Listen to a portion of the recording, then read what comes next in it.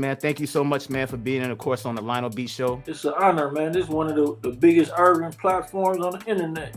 Hey, I appreciate that, man. I appreciate that. For So, sure. man, tell my viewers, man, some of them that may not have seen some of your interviews and may not have heard about you, man. Tell some of our viewers a little bit about yourself. My name Ronnie Bo. I'm a book author and a songwriter. Just another son of God. Just like my brother Jesus, like Nas. That's it. Just God, son. That's all. And where you originally from, though? Milwaukee, Wisconsin. Oh, okay. Yeah. So you've been, what I'm saying, you've been doing some views on YouTube, man. You've been getting a lot of views about your story, and all of that, man. Tell us. So as far as I know, you're pretty much cellmates with R. Kelly. Is that correct, or y'all No, was in the same place?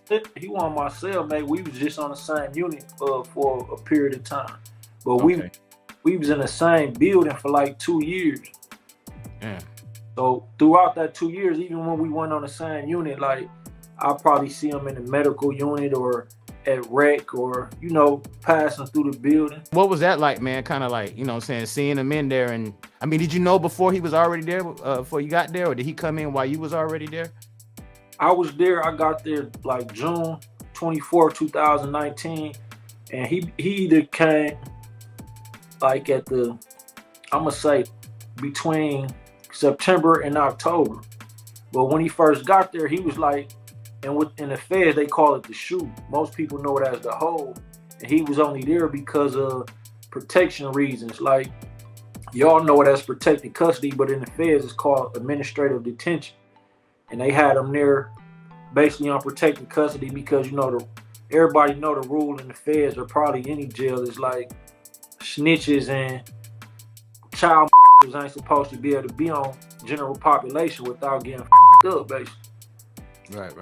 So he was down there, and I was, with me being a book author, I wanted to write a book on his side of the story. So I was one of the guys, talking to the niggas who, had the building for the GDs and had the building for the vice lords. Basically, like, man, we need to get Kells up here. You know what I'm saying? For one, I don't think he did this shit. And two, I want to write a book about his side of the story. You know what I mean? Right. To just establish myself more as a book author. So how did he take to the idea of you wanting to be a part of his story and telling his side of the story? Was he cool with that? No, he was real skeptical. I was a stranger to him. We was cool, but still, like, he been over so many times by so many people. You know what I'm saying? He didn't know if he can trust me. I even like, cause it was shit that happened in there. Like just before he got there, somebody had wore a wire on El Chapo nephew. He had got up under El Chapo nephew, which his name was Chewy. Acting like he helping him with his case. And El Chapo nephew, he didn't really have no direct ties to none of the drugs. He was just in there for like tax evasion, money laundering. So he was only finna get 5 years, but he ended up getting 25 years because whatever he told dude when dude was wearing a wire on him. So that news was circulating around the building, and R. Kelly just was skeptical. I even had the GDs, pull up on him and tell him basically like, man, dude 100. He wouldn't be with us basically if he was that type of nigga who was gonna try to you over like that. You know what I'm saying? Right. That kind of turned out bad for me though, because like people were saying like I was trying to get gang members to extort them and force them to sign a contract. What, somebody put a story out there like that, or who was saying that? Yeah, you would think in general population in the feds, everybody stand up niggas, but it still be hating ass niggas and police ass niggas amongst you. Like, right. They knew if he would have signed a contract and let me write, his side of the story in a book, I would be probably one of the biggest book authors in the world right now. You know what I'm saying? Right. Yeah. Especially at the time with surviving R. Kelly being like the biggest thing in the media at the time. You know what I'm saying? So niggas just didn't want to see that happen for me. So you never got the opportunity to really, like, get the book out there, get the book going, or gain his trust or anything?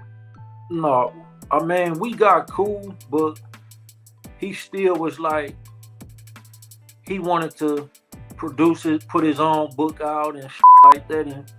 And what I did, I just told the stories in my new book. You know what I'm saying? I got a new book coming out called Grind Now Shine Later.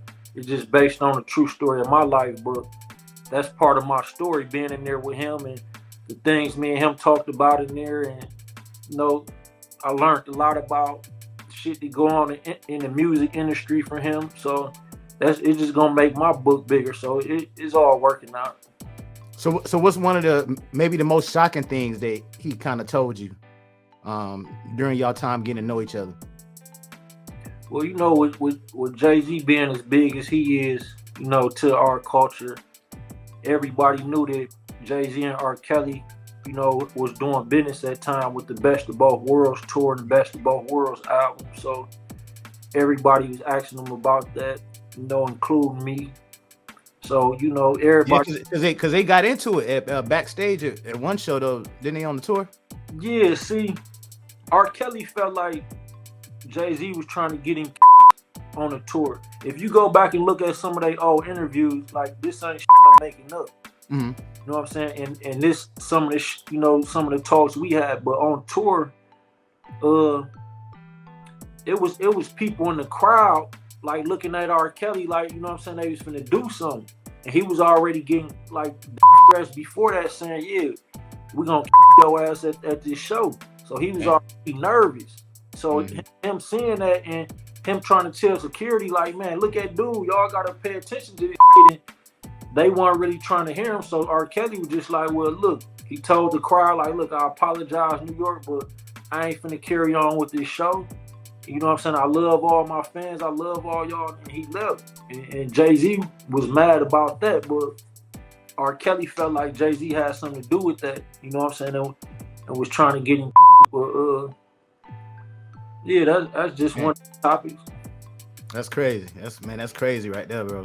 I knew it was a big thing with the Best of Both Worlds, man, but it definitely turned tragic real quick between them two right there, man. But yeah, you know, I think they probably came in the situation with good intentions. Maybe a lot of it was probably like two different egos and stuff kind of clashing and all that. I was just finna say that, but it be deeper than that, bro. Like, I mean, I ain't no conspiracy theories or nothing like that, but just from I studied and talks I had with R. Kelly myself, it be ties in the music industry, you know what I mean? And when they can control certain people, you know what I'm saying, they get work done through them, and they don't want nobody else to become bigger than the ones who they can control, you know what I mean? Because then they won't be able to keep the power. And believe it or not, R. Kelly was one of the stand-up niggas, you know what I'm saying, that wouldn't allow himself to be controlled by them.